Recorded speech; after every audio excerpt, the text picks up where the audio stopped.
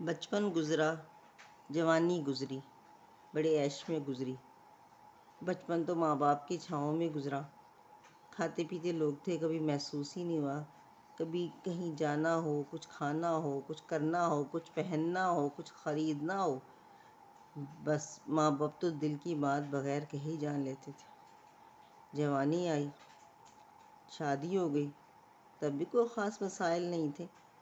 بجلی کی load shedding نہیں تھی، اسلام آباد والوں کے لیے تو بالکل نہیں تھی، اور پانی آرام سے آتا رہتا تھا۔ پھر گیس کا بھی کوئی مسئلہ نہیں تھا۔ کچھ وقت گزرا تو ایک ایسے علاقے میں رہنا پڑا جہاں تھا بجلی تھی، نہ گیس تھی، نہ پانی تھا۔ گھر بھی ہم نے شروع میں نیا بنایا تھا تو صرف گرے اسٹرکچر اور ڈھانچہ ہی تھا۔ اب پتہ چلا یہ کیا نعمتیں تھیں۔ کبھی بجلی کو، کبھی پانی کو، کبھی سوئی گیس کو ہم نے اہمیت ہی نہیں دی۔ اب پتہ چلا بھئی کتنی بڑی نعمت ہے۔ سلنڈر لیا گیس کے لیے، اب سلنڈر مہنگا بھی بہت تھا، اور سب سے جو بڑی خرابی تھی کہ بے دھڑک استعمال نہیں کر سکتے تھے، وہ تو جلدی سے ختم ہو جاتا تھا۔ گرمیوں میں تو پھر بھی کچھ دن چل جاتی تھی گیس، سردیوں میں تو اور مشکل ہوتی تھی۔ بہت مشکل ہوئی، بہت سمجھ آئی کہ بھئی کیا نعمت تھی جو ہم سے چھن گئی، اور جب چھن گئی تو پتہ چلا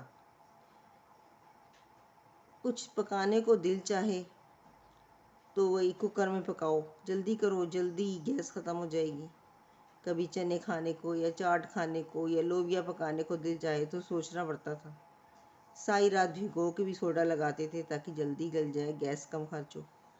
اب کتنی چیزیں ہوتی ہیں، جٹ فٹافٹ چولہا جلایا اور بنا لی۔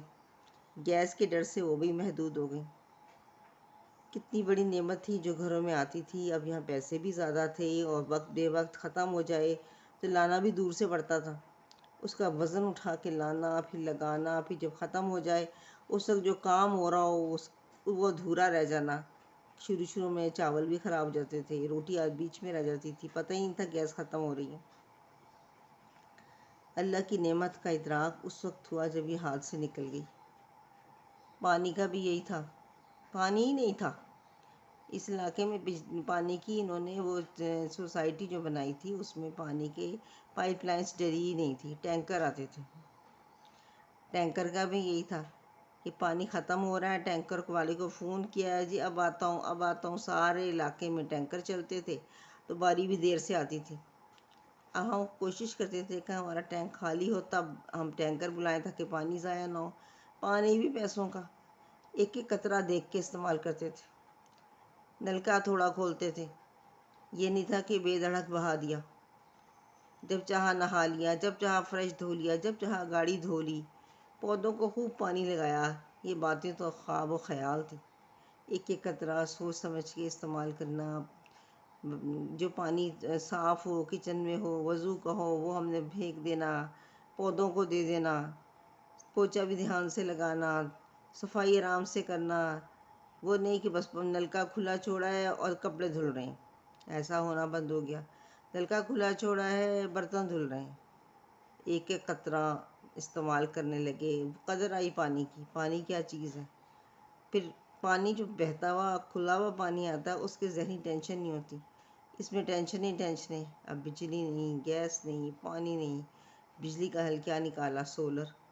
سولر شروع میں لگایا تو تھوڑا تھا، اس میں وہی نہیں آتی تھی، پلیٹس نہیں تھی، استری نہیں کر سکتے تھے۔ پھر وقت کے ساتھ ہم نے سولر کی پلیٹس بڑھائیں، کوئی تجربہ ہوا، پھر ہم نے اس کو آہستہ آہستہ یوز کرنا شروع کیا۔ اب سولر کا مسئلہ یہ ہے کہ بادل ہوں تو پھر مسئلہ فریج بند کرنا پڑ جاتا ہے۔ اگر بادل ہوں تو پھر مسئلہ استری کیسے کریں، واشنگ مشین کیسے چلائیں۔ تو اللہ کی نعمتیں بھی ہیں اور یہ ہمارے خادم بھی ہیں، منٹوں کا کام ہو جاتا ہے۔ اب تو وہی لنگری وہ کرو، اس میں چیزیں مسالہ پیسو، اگر کپڑے ضروری دھونے ہیں تو ہاتھ سے دھو۔ مشین کیسے چلے گی؟ استری کرنے کا تو یہ کہ استری کر کے رکھو، استری شدہ کپڑوں کی قدر کرو۔ بے پرواہی سے استری نہیں کرتے، دھوپ کا انتظار کرتے ہیں۔ اللہ کی نعمتوں کی جب چھن جاتا ہے تو پھر قدر آتی ہے، کاش یہ قدر مجھے پہلے آ جاتی تو کتنا اچھا ہوتا۔